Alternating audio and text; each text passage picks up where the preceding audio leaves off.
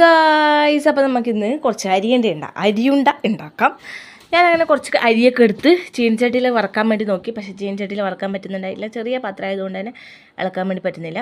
അതുകൊണ്ട് ഞാൻ പിന്നെ ഉരുളി എടുത്തു. ഉരുളി തന്നെയല്ലേ എൻ്റെ പേര്, അതേ തോന്നുന്നു. അതെടുത്തു. അതിൻ്റെ ഞാൻ കുറച്ച് നെയ്യൊക്കെ ഒഴിച്ചിട്ടാണ് കേട്ടോ ഇതാക്കിയത്. പിന്നെ ഇത് ഇളക്കി കൈവേന എടുക്കാൻ വേണ്ടി തുടങ്ങി. പിന്നെ എൻ്റെ ഐഡിയ ആയിപ്പോയി ഗൈസ്. അല്ലെങ്കിൽ ഞാൻ പിന്നെ ഇതൊക്കെ ഇട്ടിട്ട് പോയേനെ ഭ്രാന്ത്. പിന്നെ ചായക്കടി ഒന്നുമില്ല. അതുകൊണ്ടാണ് പിന്നെ നമ്മൾ അരിയുണ്ട ഉണ്ടാക്കാമെന്ന് ഞാൻ തന്നെ തീരുമാനിച്ച് ഞാൻ തന്നെ ഉണ്ടാക്കിയത്.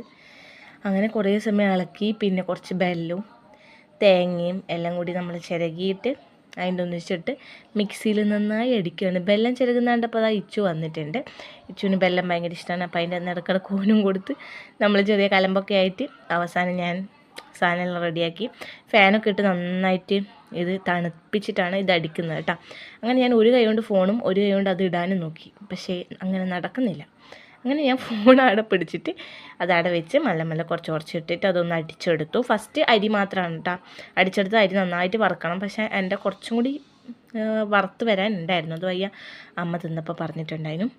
അത് കഴിഞ്ഞ് നമ്മളതൊക്കെ ഒന്ന് വറുത്തു. രണ്ടാമത്തെ അടിക്കുന്നതിൽ കുറച്ച് ബെല്ലും തേങ്ങയും ബാക്കി ഉണ്ടായിരുന്ന അരി വറുത്തതും കൂടി ഇട്ടിട്ട് മിക്സാക്കി എന്നിട്ട് എല്ലാം കൂടി നന്നായിട്ട് കുഴച്ച് ഞാൻ കുറച്ച് നെയ്യും കൂടി ഒഴിച്ചിട്ടുണ്ടായിരുന്നു.